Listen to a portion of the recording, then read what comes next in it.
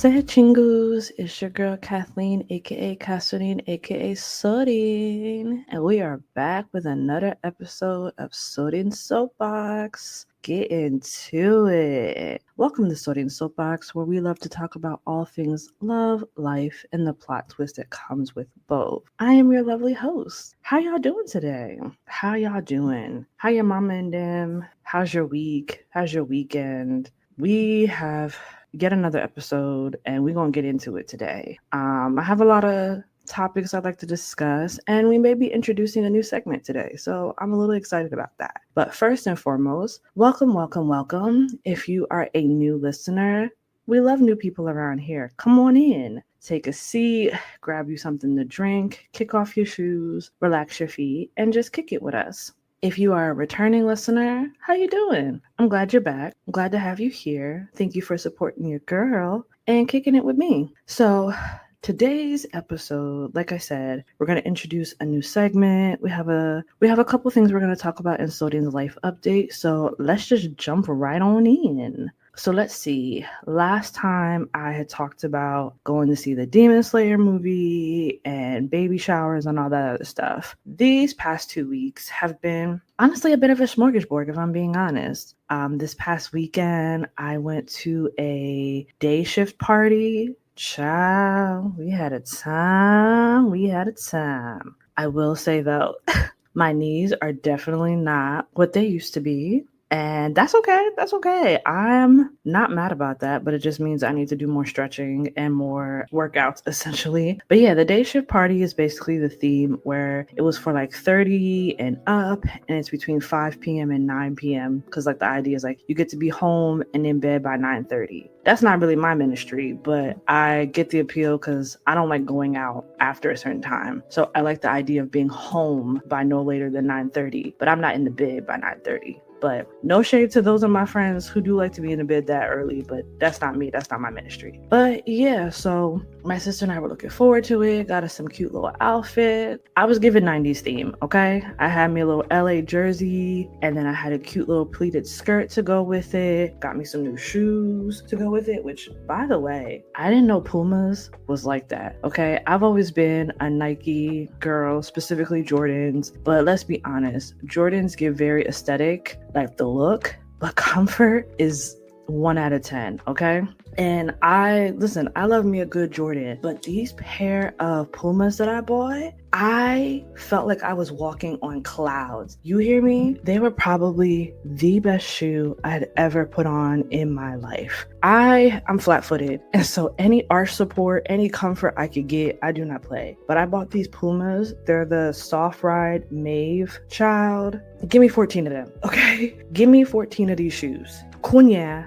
Immediately, because the way, oh my god, I wore them to work. I know I'm deviating, but y'all know it's me. It's my brain. But I wore them to work and I was like, oh my god, my feet felt like, again, literally like I was walking on clouds. Probably the best thing. It does take a bit of an adjustment because I'm used to not necessarily platform shoes or shoes that have that thick of a sole, but I wore them to the day shift party and you couldn't tell me nothing, which is why I'm in the pain that I'm in now, because I thought I was walking on clouds and my body was like, girl, think again. But anyways, so we got our little outfits together. We pre-gamed, child, because I love the Lord. And the Lord's first miracle was that he turned water into wine. Amen. Amen. So we did a little pre-gaming, went down there to the event, and I think we got there around 6 because I was like, I don't want to be there super early because I don't know what the vibe is, and we didn't know how many people would actually turn out. But child, it definitely was a lot of people.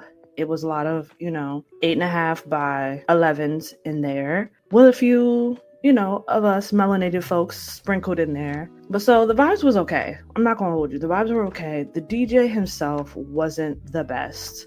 He wasn't giving DJ Khaled, but he got in there, started playing some Spanish music or whatever. So a lot of people were doing bachata and merengue and all of that. And then he started playing some other songs that I was like, so here's the thing. Let me back up a little bit. because it was called a day shift party and it was for 30 and up, I thought it was going to be like a millennial dance party, right? That it was going to be music from like the 90s, the 2000s, 80s music, sprinkle a little 70s, because there were some people's grandmas and granddads in there getting it in. So I thought it was going to be a really good mix of that. But most of the set list was like obscure music that most of the crowd had never heard, or maybe a small group of the crowd played. And I'm like, what is going on? The DJ even said, oh, he'd asked for like song requests on Instagram, and he said his phone was blowing off and it was overwhelming him and he was overstimulated. Sir, be so freaking for real. And so, yeah, it just was, he had a short like period where he was playing some really good songs. Like he played Ludacris, he played 50 Cent, he played just,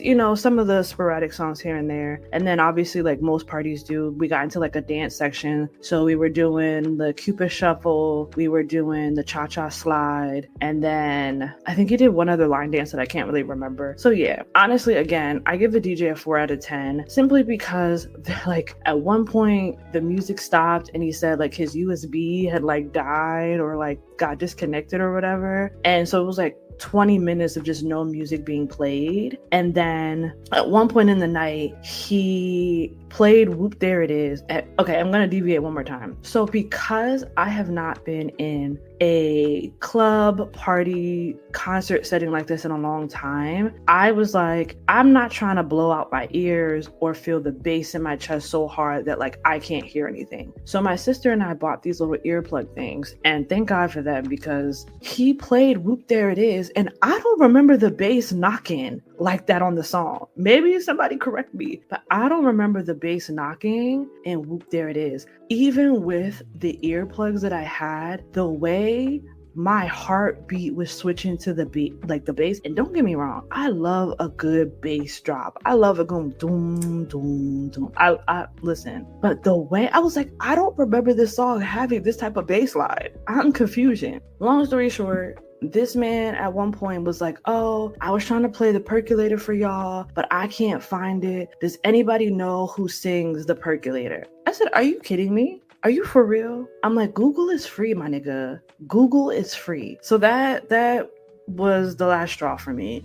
Not to mention the venue was giving very footloose. Like, we're not supposed to be in here dancing and the cops could come in and raid at any moment. And they had a bunch of weird paintings of like very old dead Wahite men staring down on us. And it just was giving Get Out. So when he asked who sang the Percolator and somebody yelled out Lady Gaga, I said, it's time to go. Anale, like, let's get the heck out of here. So we was there for like 2 hours, stopped and got some food, got home. I think we got home by like 8:45. I said, this is a perfect kind of night. Wish the music set was different and better, but it is what it is, because that man didn't play no Daddy Yankee. That man didn't play no, no Ice Cube. He didn't play like just all of the songs that, like, again, I thought we were going to play. Like, we didn't even hear Back That Thing Up. Maybe he wrapped it up with that, but yeah. And he lost me when they played It Wasn't Me by Shaggy and that other guy. I was just like, what's y'all obsession with this song?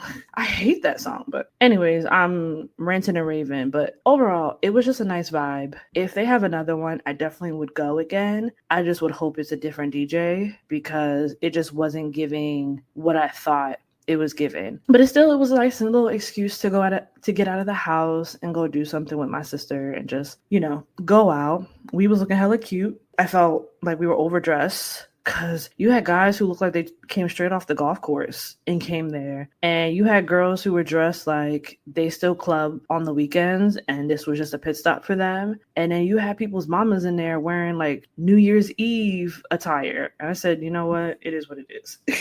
But yeah, so that was just a fun little good time that we had. But yeah, outside of the day shift party, my week has just been focused on work and my sexology stuff that I'm having to get together, because my mentorship is wrapping up and I am super sad. I'm not gonna hold you. I know that obviously she's a resource, and if I have questions, concerns, any issues that I need help with, I can always reach out to her. But I think it's just like, dang, my mentorship is over and I have to now like figure out what my next steps are, which is like essentially my homework right now, is figuring out, what do I do now? How do I progress from this. So yeah, that's just been the two things that's just been taking most of my time. Yeah, I think the last thing for my life update is the state fair is here. I think it started last weekend and it goes to like October 5th. And so my sister and I are going to try to go to the state fair because last year we wanted to go, but we didn't have a car. And so trying to like make plans and all of that just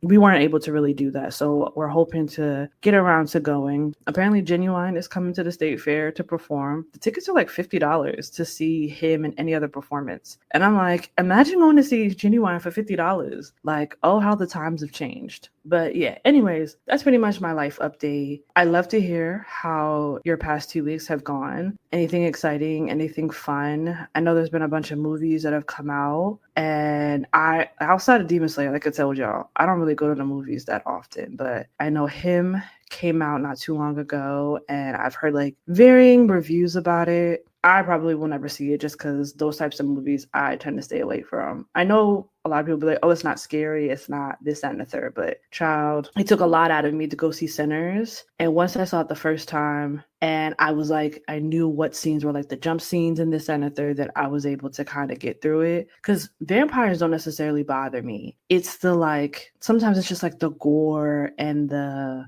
excessiveness of like certain horror movies, and I'm like, yeah. Plus I don't play with a lot of horror movies like that because that stuff will stay with me mentally, emotionally, and spiritually, that I'm not going to sit here and be like, oh, these movies are demonic. Listen, there are a lot of things that don't have horror attached to it that are very demonic, but a lot of those movies tend to stay with me like even 2-3 days after that. I don't even bother playing around or like being in there. And so yeah, but I heard him, like I said, mixed reviews, but I heard most people say like at least go and see it for yourself and you make your own opinion versus like a lot of like critiques are just like, oh, it's not a good movie. And I think Marlon Wayans tweeted something or put something on Threads basically saying like most of the movies that he received like terrible reviews, but then they became iconic movies. Like think about White Chicks, right? He showed like a Rotten Tomatoes review and it got terrible reviews, and yet White Chicks is literally one of the most iconic movies that we know. And then just some of his other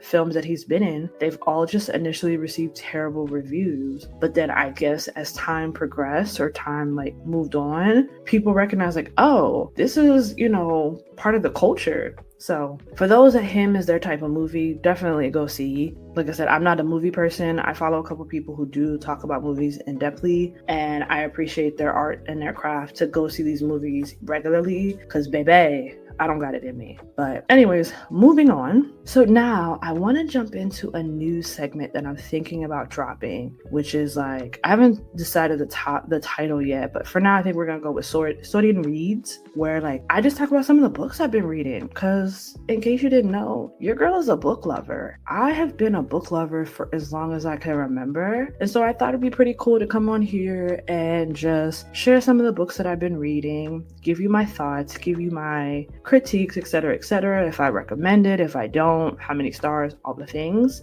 and see if you guys like this new segment. Because like I said, I've been reading for as long as I can remember. I think my very first book that I fell in love with is Dear God, It's Me, Margaret by Judy Blume, which Judy Blume had like such an impact on my childhood as an author that like I think she's the reason why that I just ended up loving books the way that I did. Cause just like Judy Blume is Judy Blume, like literally. And funny enough, I used to write my prayers like that in my journal the same way because it just was such a coming of age story that just I felt like I resonated with. And not to mention, child, growing up in a Haitian household, my mom would take us to the library and have us take out a couple books, especially during the summer, and would make us give her oral book reports. And for every book report we did, she would give us $1. So I used to do that. And let's not talk about the Pizza Hut reading challenge. I used to supersede those like in my sleep. So it was always guaranteed that I was going to get a Pizza Hut card because I just have always had a love for reading. Now, a lot of the books, and in case y'all don't know, also, my sister's a literary agent, so she literally works in the publishing industry. So I just be going in her room and taking some of the books that she has on her shelf until I could build out my own library. But yeah, between her and my just natural love for books, one thing about me, baby, I'm a read.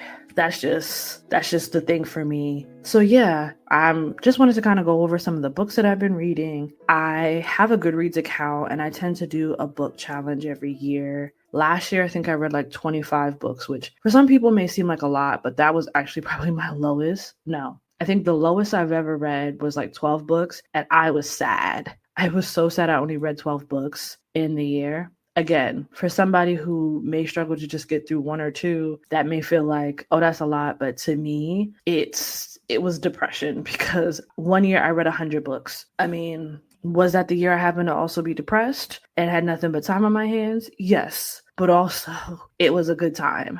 So right now I have a challenge of reading 50 books for this year, and I might have to increase that because I think I'm already at like 41, 42 books. And we're in September, so I think I might up it to like 60 to see if we can hit that goal or not. But yeah, so a lot of the times the books I find are from like books that are in my TBR from like years ago. Some of the books are books that, like I said, are from my sister's library. I just go in her room and just grab some of the books. I can't say I take a lot of recommendations from Book Talk just because, yeah, I haven't found anybody who has the same taste as me. And so a lot of the books that people be recommending, I'm like, yeah, nah. Especially a lot of like the monster books, like I'm in love with an ogre or a dragon or whatever the case may be. Like there's a book about somebody having a romantic relationship with a door. Like I just be like, be so freaking for real. So I take a lot of Book Talk recommendations with a grain of salt. But I will say, there was one of the books that I'm going to talk about today that was all over TikTok. And it took me a minute to read it because I was like, maybe it's just hype. But yeah. So the first book that I kind of want to talk about is called The West Wind by Alexandria Warwick. The book is a standalone, but it is part of like a 4-book, I guess, compilation, you could say. The series is like the North Wind, the West Wind, the South Wind, and then the last book, which I believe will come out later this year, is called the East Wind. Each book, again, is a standalone, but essentially they are all based off of different fairy tales, and some of them have bits of like Greek mythology woven into them. So the first book, which I read, was the North Wind. It was a Hades and Persephone retelling, if you're familiar with that story. The second one, this one specifically, The West Wind, I think it's like a combination. It's inspired by like Greek and Scottish mythology. And so, yeah, I thought that was a pretty cool. But yeah, so this one specifically, again, is called The West Wind. I'm just going to read a little bit of the back of the book and then kind of just give y'all my thoughts. So that's kind of how I want to do this segment. So it basically says, Brielle of Thornbrook has dedicated her life to the Abbey. She spends her days forging iron and her evenings studying the text, all in preparation of becoming an acolyte. 21 years on this earth, and she has never touched a man, and she never will. But when she finds an injured stranger in the forest, Brielle can't resist the urge to help him. The encounter leads her to the realm of Under, where the air breathes of rot and the fair folk dance and whisper. Where she discovers that man she helps is actually a god, Zephyrus, the west wind, bringer of spring. There are few Brielle can trust in Under, least of all Zephyrus. He is charming, dangerously so, and never has a man so thoroughly ensnared her. As she embarks on a journey through the eerie banks and caves of Under, Brielle finds herself in a perilous situation. For here is where faith and heart collide, and where she risks not only her future, but her life. And baby, this was a good book. 5 stars, okay? First of all, Brielle in this book is a plus size girl. That already had me. She's plus size, and I think she has like red hair. Like I think she's ginger, baby. And Zephyrus, that man ain't slick, okay? And I just love the way that like everybody else like makes fun of the fact that Brielle is a bigger girl. She's not your traditional girl in the sense like she forges, she can make weapons and things like that. So she has muscles, she's thick, she's this, that, and the third. And like you see in the book, like people calling her a cow and this, that, and the third. And Zephyrus is like, baby, I want that and I needs that. Okay. But yeah, it's just a really good book, and it just talks about how Brielle just finds her faith in a way that she didn't think she could. Because like it says, like it starts off in an abbey, and the idea is that like it's almost like a nunnery. They're committing themselves to their faith, and they have to make a final vow where they basically go and do mission trips and things like that. And she's been overlooked for this selection for like quite some time. And so I don't know what you would call a head nunnery, but like the head basically tells her if she goes on this mission and brings back this magical sword, she will automatically be elevated in the abbey. So she and this bratty girl that she goes that hates her and calls her a cow, they basically go on this adventure. And this is like, she's already met Zephyrus because she realizes like, oh, this man is not an ordinary man, and he tags along to basically help them find the magical sword. And just the way their love story just unfolds,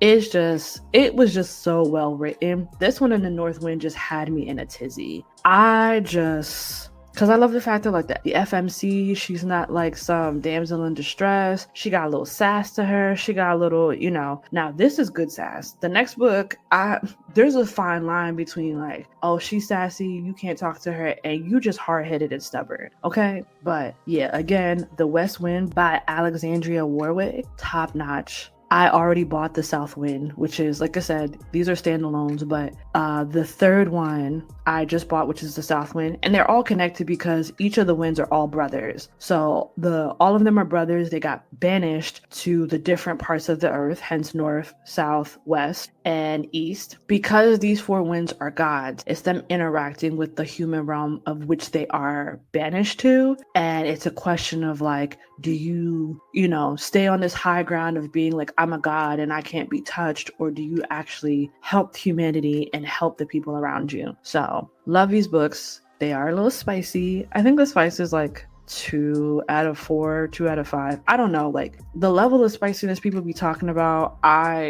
I don't read a book just for spice. I want to be clear on that. Some people, they don't actually care about the storyline. They don't care actually about the people. They just care about how much hunching is in the book. That's not me. And I want to clarify that and leave with that. I do not read a book simply because there's all this hunching and this and the third. Do I love a good spicy book? Absolutely. But I care about the characters. I care about the development of the characters. I care about the world building. I care about the plot. I care about the overall complete picture, not just one aspect of, okay, how many chapters is these niggas banging? I don't listen.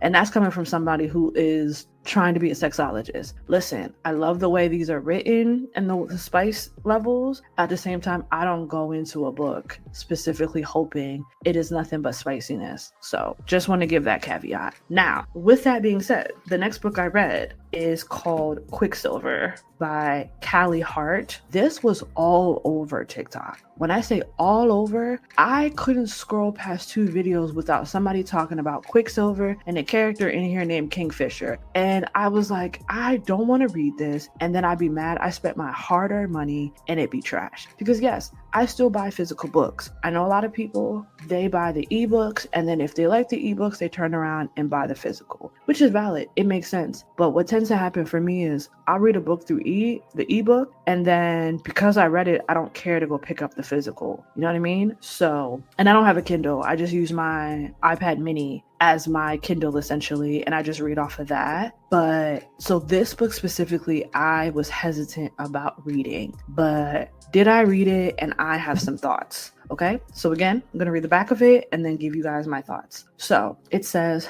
24-year-old Saris Fane is good at keeping secrets. No one knows about the strange power she possesses, or the fact that she has been pickpocketing and stealing from the Undying Queen's reservoirs for as long as she can remember. In the land of the unforgiving desert, there isn't much a girl wouldn't do for a glass of water. But sooner or later, every secret comes out. When Saris comes face to face with death himself, she inadvertently reopens a gateway between realms and is transported to a land of ice and snow. The Fae have always been the stuff of myth, of legend, of nightmares. But it turns out they're real, and Saris has landed right in the middle of a century-long conflict that might just get her killed. The first of her kind to tread the frozen mountains of Yelvena, In over 1,000 years, Ceres mistakenly binds herself to Kingfisher, a handsome Fey warrior who has secrets and nefarious agendas of his own. He will use her alchemist magic to protect his people no matter what it costs him or her.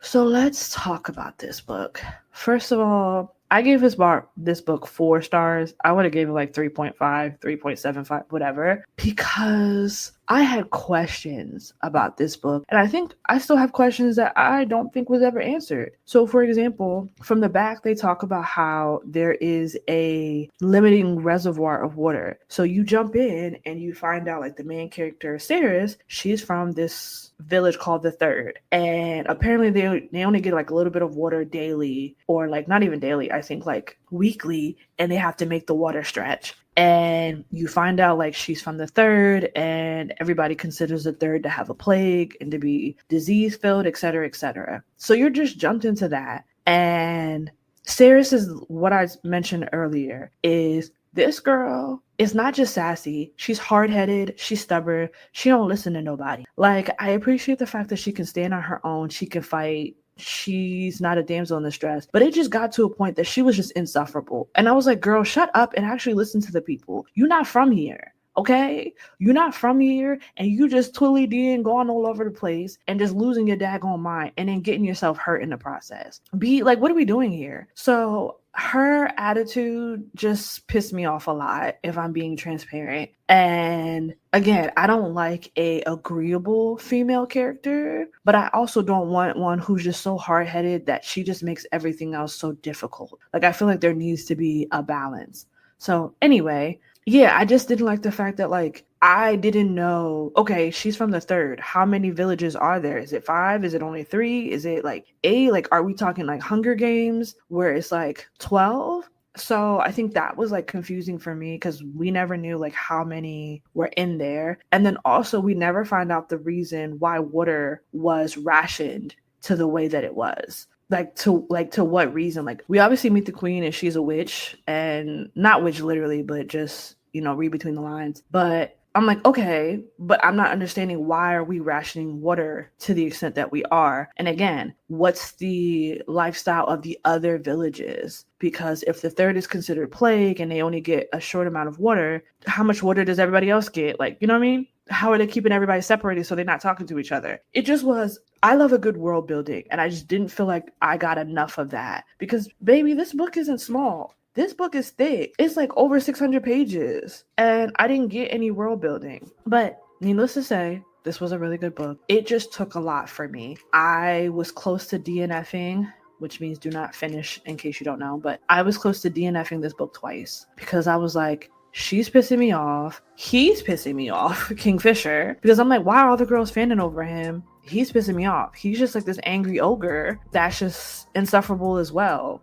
But I'm just assuming that because he's Fae and he seems to be the outcast, because you find out like he was banished for over like 1,000 years or something like that. So, or 100 years, I don't remember, but he was banished. So I'm like, okay, this man was banished. So obviously he's a little perturbed and pissed off because everybody else got to live their lives and he was stuck in a prison, for lack of better words, because I don't want to spoil it in case you decide to read it. But yeah, I'm just like, what the hell?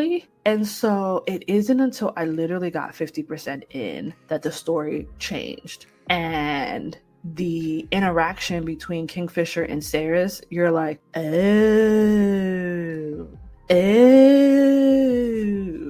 So yeah, I will say this book is a little spicy, but it was good. It was good. Like, once I got to the second half of the book, I was like, oh, now I can enjoy this, because you find out like it's a battle between Fae and human and the vampire realm. And I was like, okay, I can get into this. I can dig this. So yeah, I think because of the first half, and I think people need to say that. I think people need to indicate that the first half of this book, you're going to struggle through it. But like, it gets good halfway in between. Because baby, I don't have a problem DNFing a book. I don't have that much time, and life is too short for me to be reading a book that I don't like. Okay? So yeah, reading this, I was like, okay, I'm suffering, but I'm hoping at the halfway mark it got better. And yeah, literally once I think I got to like the 200 page, 300 page mark, that's when like the story shifted and we start getting into the plots, we start getting into the dynamic between the female character and the male character, and just yeah. So would I recommend this? Yes and no. I would recommend this based on what maybe your reading history is. Like if this is something that's probably already in your wheelhouse, like you've read other books similar to Quicksilver, then I probably would. But like off rip, no, I definitely would not. I would recommend the West Wind or the North Wind before I recommend this. And I think, oh, the other reason why I had a hard time getting through this is because I had just finished Shield of Sparrows by Devney Perry, and I think in my opinion, I think that's an improved version of this. So if I was to recommend Quicksilver or Shield of Sparrow, I would recommend Shield of Sparrow because that's like a Witcher meets Cinderella story, and you still have like a stubborn female character, but I had a little bit more grace for her than I did Ceres in this book. And then the male character is also very Kingfisher coded, and because he's like the Witcher essentially, so he's like grumpy and he don't really talk much and this, that, and the third. But like as they start like navigating this new world together, you see some of the walls come down for him. And so I think that's also why I had a hard time getting through this initially, because I had read that first. I think if I read this first and then that, I would have had a little bit more empathy or grace. But after reading Sheila Sparrow and then coming to this, I was like, child, Daphne did it better. Sorry, not sorry. So anyways, yeah, these are just the books that I've been reading right now. So just to recap, that was The West Wind by Alexandria Warwick, Quicksilver by Callie Hart, and I'm just gonna give an honorable mention because again, I think they did it better than this one, but I think Shield of Sparrow by Devney Perry, that I gave 5 stars, and the West one I gave 5 stars. This one I would have gave like 3.5, 4, because again, the way just was slow in the beginning and both characters were just very insufferable until the halfway point. So anyways, that's that. So just let me know, what are your thoughts about Sorin's reads? Again, I'm still thinking about the topic of it, but like this section of the episode where I kind of just talk to you about some of the books I'm reading, what they're about, thoughts, opinions, ratings, etc., etc. I can even put pictures up on my socials so you can kind of see the books in case you want to get them for yourself. Have you read any of these books? Are you interested in reading any of these books? Or if you're currently a book reader like me, what are you reading right now?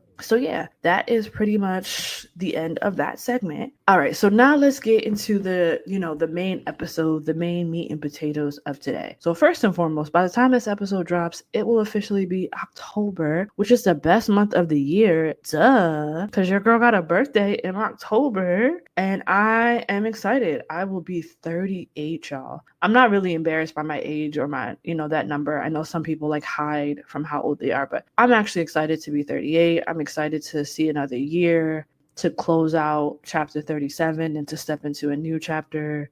I'm proud of me and just the things that I've gone through. I'm not going to delve into it too much in this episode. I think the next episode, or I think you guys might end up getting 3 episodes in October. I gotta look at the calendar again. Yeah, you guys might actually get 3 episodes this month, because we are already, by the time this episode drops, it'll be the start of October. And then I think I'm gonna drop a special birthday episode. We'll see how that goes. Just kind of going over some of the nuggets and things like takeaways from 37 to now, or 37 till 38. So we'll see how I'm feeling. I might actually drop 3 episodes. It just won't be the usual length of an episode, where it might be like my usual episodes are about 30 minutes to an hour. I think this one just might be like a regular, maybe short 30-minute episode where I just talk about what I'm looking forward to in this next chapter of my life. But yeah, shout out to any of my October babies. If you're an October baby, shout outs to you. We were born in the best month, but specifically shout out to any of my Scorpio babies, because now we really locked in, okay?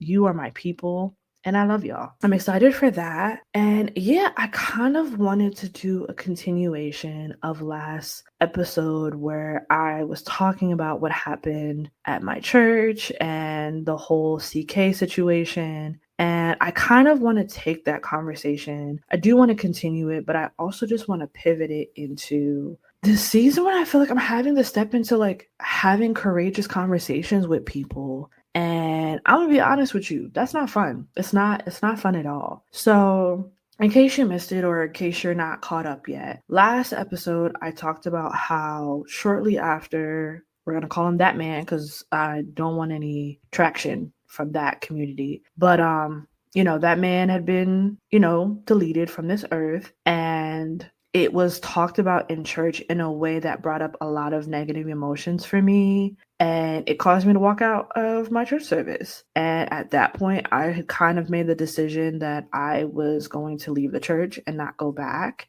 And I felt like the Holy Spirit at that time nudged me to reach out to one of the leaders that I formed like a really close bond with. And so she was more than happy to meet. We sat together, and yeah, she just held space for how my sister and I were feeling. She held space for like the negative emotions, and she didn't try to correct us or redirect us. I think she just wanted to give us at the very least clarity of the conversations that took place afterwards, because I think I said it in the last episode, if not, but there are a lot of people of color on the pastoral leadership. There are Caribbean people, there is an Asian person, there is an African person, there is, an African American, person on staff. And so it just felt jarring that this conversation was being had on the stage when your leadership looks like that. And, I basically told her, I was like, I cannot separate my Blackness from my Christianity because it colors my entire life's experience.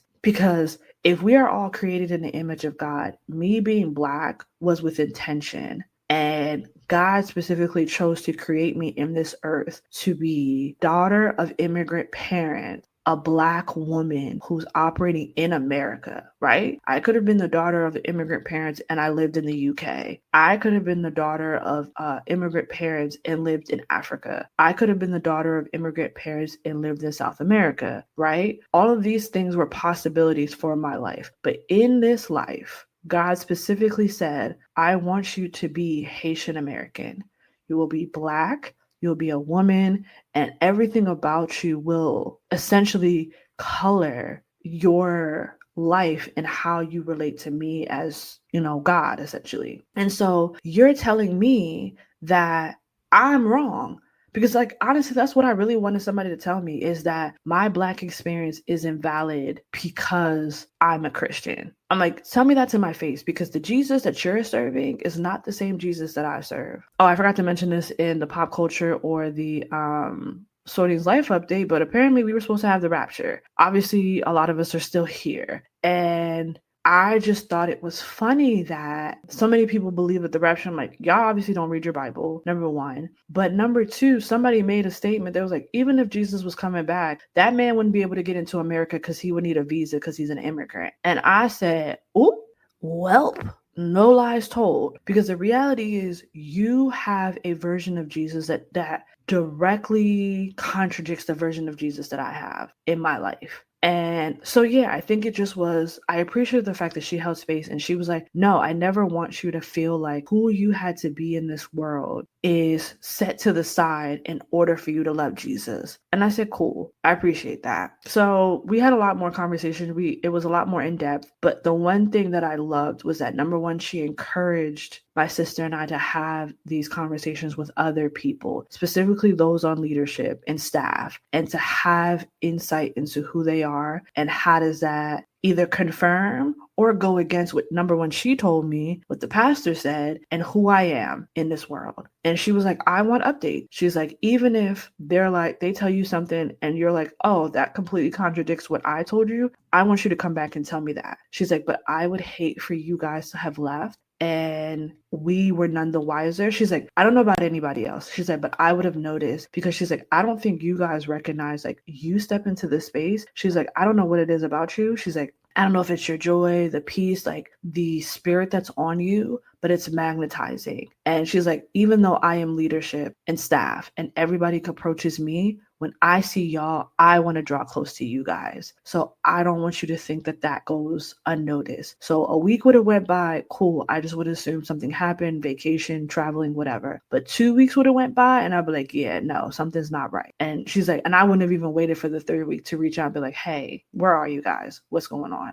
And she even said, should we still make the decision that we want to leave? She just asked that we communicate that with her so that she could just love on us and just pray that God directs us to wherever our next steps are. So again, I love the fact that she didn't try and bar us from leaving or stand in front of the door, the proverbial door, but she just was like, just, have these courageous conversations. And I'm not gonna lie, I walked away from that conversation with conflicting emotions. And it was the emotion that like I wanted to honor what she said because she is someone that I do value. And I could see myself having those courageous conversations. At the same time, I was ready to leave.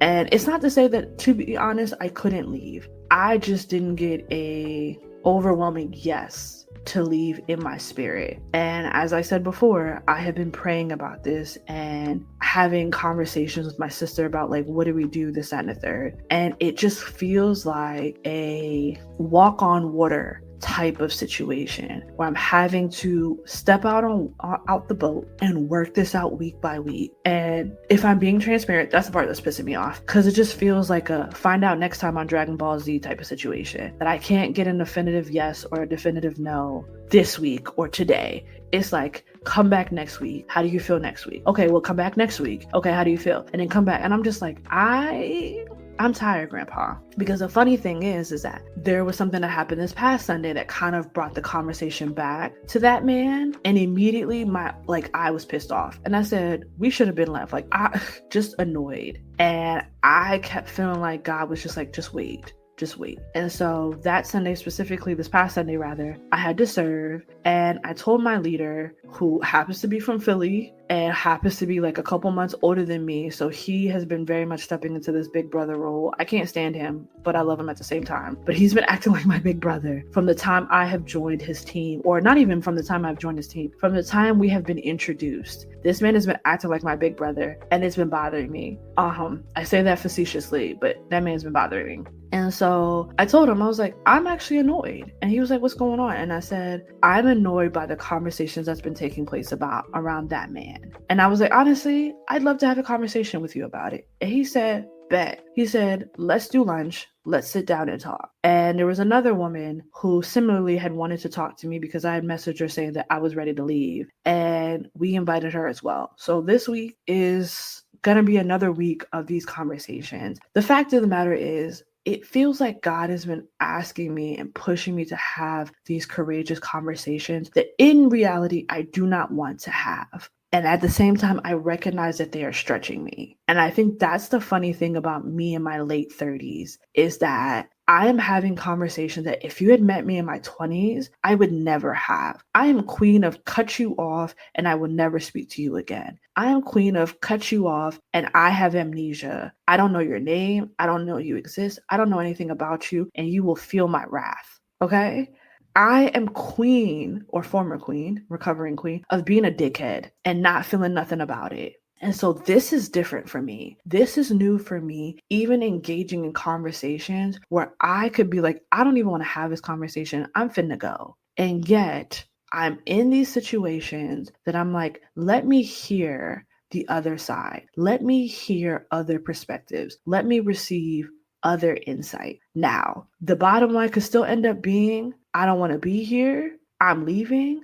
And at the same time, which apparently, according to my sister in her emotional intelligence class, having conflicting emotions is a sign of emotional intelligence and emotional maturity. But that's what I'm feeling, is I want to leave, and yet I'm compelled to stay and see how this unfolds. Some of y'all may think I'm crazy. Some of y'all may think I'm silly. Some of y'all may think I'm dumb for doing all of this. And you would be correct. I would not dismiss any of those emotions. And yet, I have to believe that there is a purpose in all of this, because I will say this ad nauseum. I did not bring myself to Tulsa, Oklahoma. I did not choose this. You want to know what I chose? The only place that I actually had a say in where I chose to be was Korea. And even that, I didn't have a choice because I was ready to go to Korea in 2016, 2017. I didn't go to the top of the pandemic. So even in that, I didn't have a choice. So, truth be told, a lot of where I have stayed, even down to my college, I went to the most, well, I won't say the most racist, but I went to a very racist university. I didn't have a choice in that. Your girl wanted to go to Clark Atlanta. I wanted to go to Clark Atlanta and go to a HBCU and turn up and have me a good old time and go there for free because I had a really good SAT scores. My GPAs were good, all of the things. I would have went there for dang near $2. Okay. But my father was adamant that I go to the university that I went to, which I will not name, because he felt like God was there. We could talk about that in another time, another episode. That man put me in that university because he felt like God was there. And so I want to be very clear that nothing in my life that I have done, the big things that I have done, have never been of my own decision. I may have done certain things of my own control, but baby, stuff like this, even if I wanted a choice, somehow God will reroute me right back to where I'm supposed to be. So at this point in my life, I stopped fighting the tide. I stopped trying to swim upstream and just let the current take me. Okay?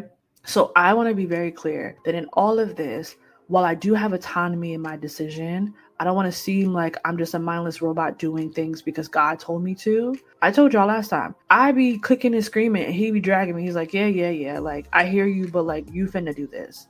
And so that's what this is right now, is showing up every week, having these luncheons, having these breakfast meetings with people on leadership and staff, because I need to understand, one, I need you to know who I am. Okay. I need you to know who I am. And I need to have these courageous conversations so I can create a safe space for myself. Because at the end of the day, one thing is for sure, I will be the safe space in the room. If nobody else feels safe to me, I will be the safe space for myself. If I find other people in the room who happen to be safe, great. But at the end of the day, I will walk in a room and I will at the very least be safe. And so these courageous conversations are not for the weak, bruh. They are not for the weak. Having to show up to these conversations with an ear to hear and a heart to receive is a different type of stretching that I do not recommend unless you're willing to have. Because again, I am queen of cut people off. I am queen of, you said something to me that I didn't like. You did me dirty. You did me wrong. I don't ever want to speak to you again. I don't ever want to talk to you anymore. I don't ever want to see you. And the fact is, like, having these conversations right now during these politically charged times, if you told me this 10 years ago, I would have laughed at you. And I want to say, is this what your late 30s look like? But I also realize this is a culmination of growing up, being older, therapy, I guess. And I don't know, this just feels like God is just pushing me in a direction. And I couldn't tell you where this is going. I couldn't tell you what the outcome of this is.